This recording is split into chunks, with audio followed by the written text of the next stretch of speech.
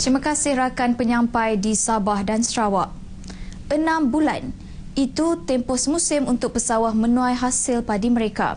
Selain serangan makhluk perosak, faktor cuaca juga merupakan di antara risiko yang perlu ditanggung pesawah sepanjang tempoh 6 bulan tersebut. Ianya diibarat untung sabut timbul, untung batu tenggelam.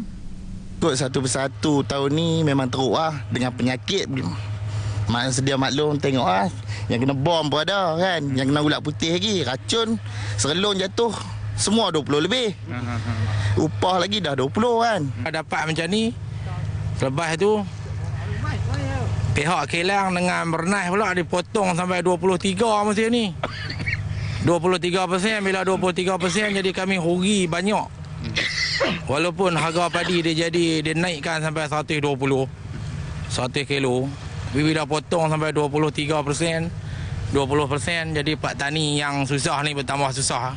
Dengan tema dan matlamat mensejahtera kehidupan rakyat, bajet 2016 turut mendengar perik jerih golongan pesawah dengan menaikkan subsidi jualan padi daripada RM248.10 kepada RM300 setiap tan.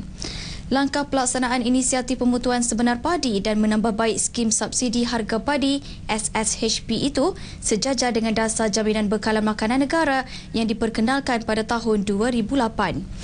Menerusi peruntukan tersebut, kerajaan berhasrat menggalakkan petani meningkatkan mutu padi dan hasil tuaian mereka berasaskan penyeragaman harga padi pada paras RM1,200 setiap tan metrik.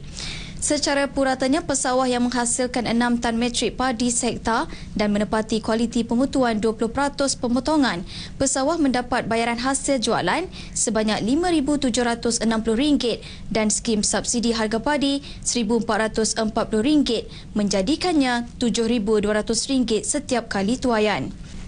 Namun begitu, terdapat pesawah yang meragui mengenai aspek pemutuan sebenar padi. Bagi mereka, terdapat pusat belian padi yang mengambil kesempatan terhadap pelaksanaan tersebut. Naikkan harga subsidi ini baik pada pak tani, tapi minta kerjasama semualah, minta pantau kilang-kilang, ada yang potongan tinggi, ada yang rendah. Naik harga padi ni, harga subsidi tu kira bagus jugalah. Begitu juga dengan pemotongan padi ni.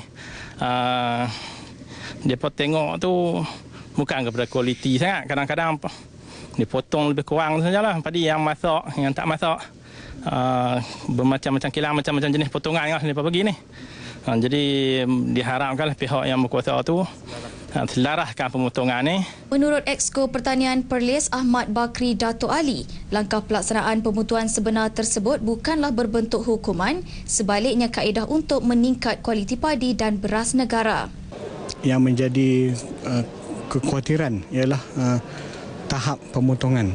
Apabila pembelian padi diambil daripada sawah dibuat di pusat-pusat belian. Saya nak ingatkan di sini bahawa tidak ada niat untuk kita nak mengurangkan pendapatan petani. Ya, kerajaan tidak ada niat untuk nak mengurangkan. Tetapi pemotongan ini akan melibatkan padi-padi yang disalah urus ataupun kualitinya.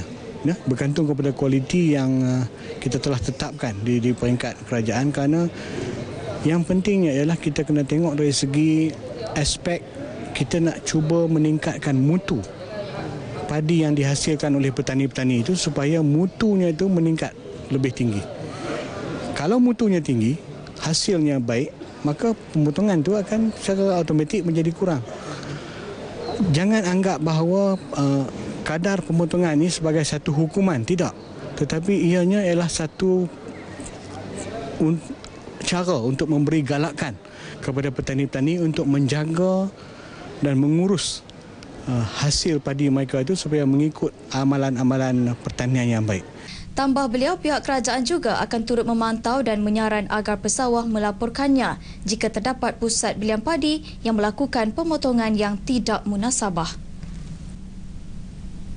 Sekian fokus berita dari Perlis. Untuk berita selanjutnya, kembali ke Angkasa Puri. Assalamualaikum dan salam sehati sejiwa.